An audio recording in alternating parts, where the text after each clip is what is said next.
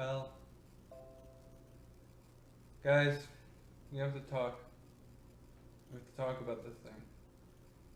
Because this thing is probably the worst thing Valve has ever made in their entire lives. In their entire life as a company. From beginning to end. The worst thing. Worse than Steam Machine. What killed the Steam machines?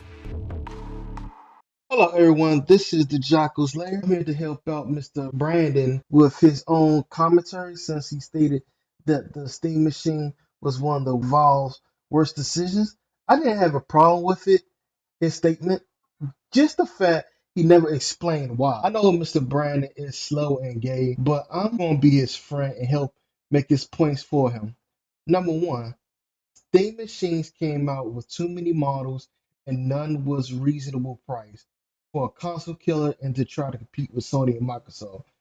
This PC-like console was also weak compared to the PS4 Pro and the Xbox X series. Number two, it didn't help that the first Steam controller didn't make it easy to play these games. These boxes didn't have much power in them. Couldn't even run a lot of graphics heavy, intensive games. Not that there were many of these to be played on the Steam iOS in the first place. At some point, powerful Steam machines came out with even a heavier price tag, but it was way too late. By then, many had moved on and gone back to Windows PCs gaming. In fact, some of those later Steam machines came with Windows, not Steam OS. The Steam machine, unfortunately, may have been too far ahead of its time. Worse than the Steam controller.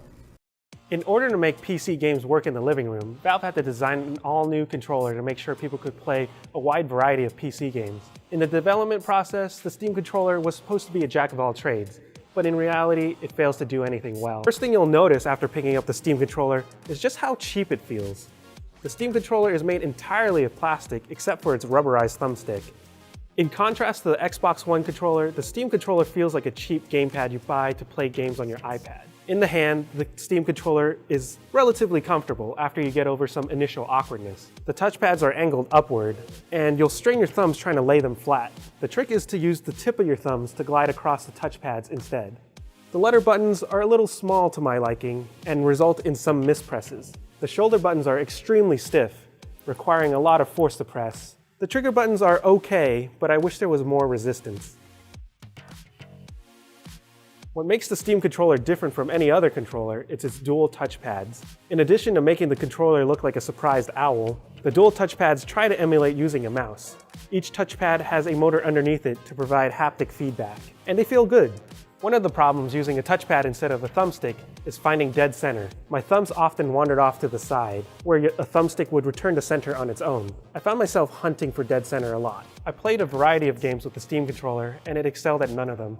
For first and third person games, you use the thumbstick to move and the right touchpad to look around. I found myself swiping frantically to turn around and ended up looking at the sky more often than I would like to admit.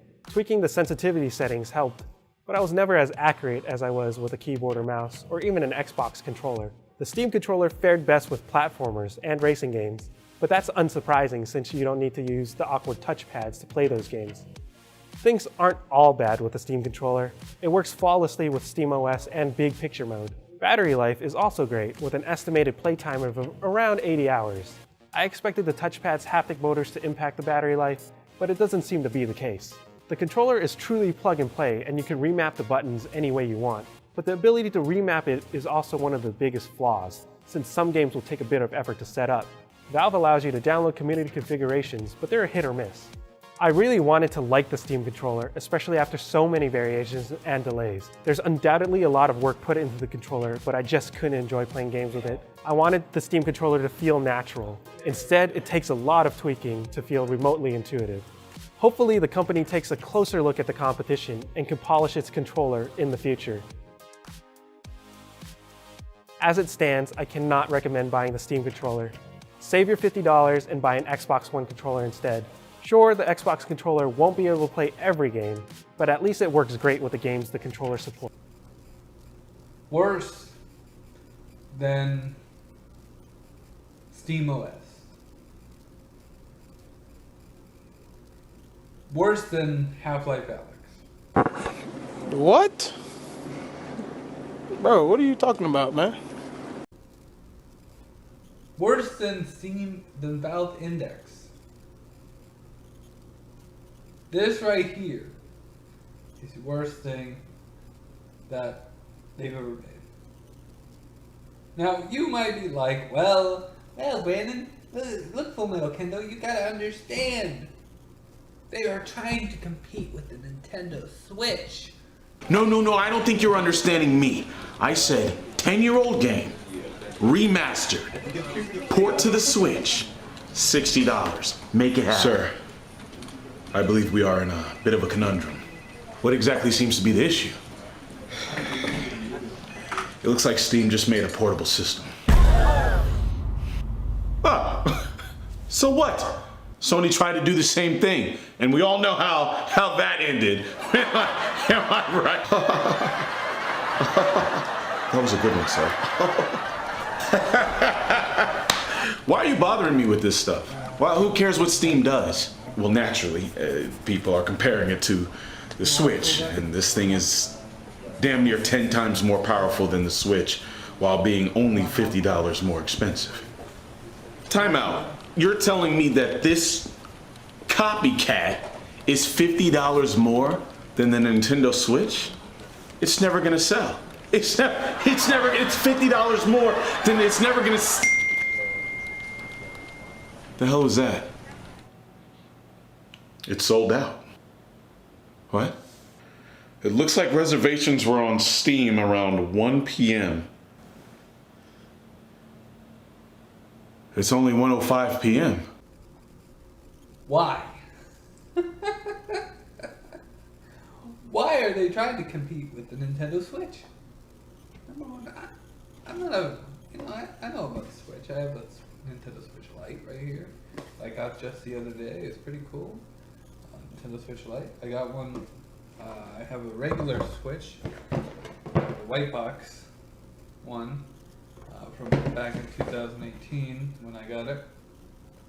I like the system. I have it plugged in over there on the TV right there, and I think it's good.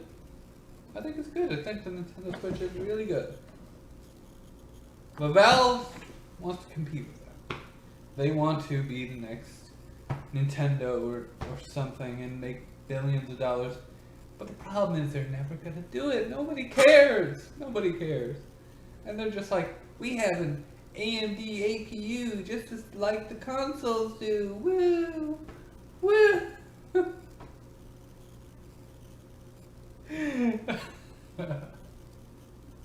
Oh my god. It's fucking great. It's fucking great. Man. I can't wait for this thing to fail so hard. And don't get me wrong. I was thinking about buying one. Now, why would you buy one if you know it's? Why would you buy one if you know it's going to be if you think it's going to be a failure? Well, just to see how it is. You know, is it a cool machine or is it a piece of crap? But like I think it's going to be. You know, why I kind of want to try it. But I think personally, you're never going to be the Switch. You're never going to be the Switch. We're never going to grab that market.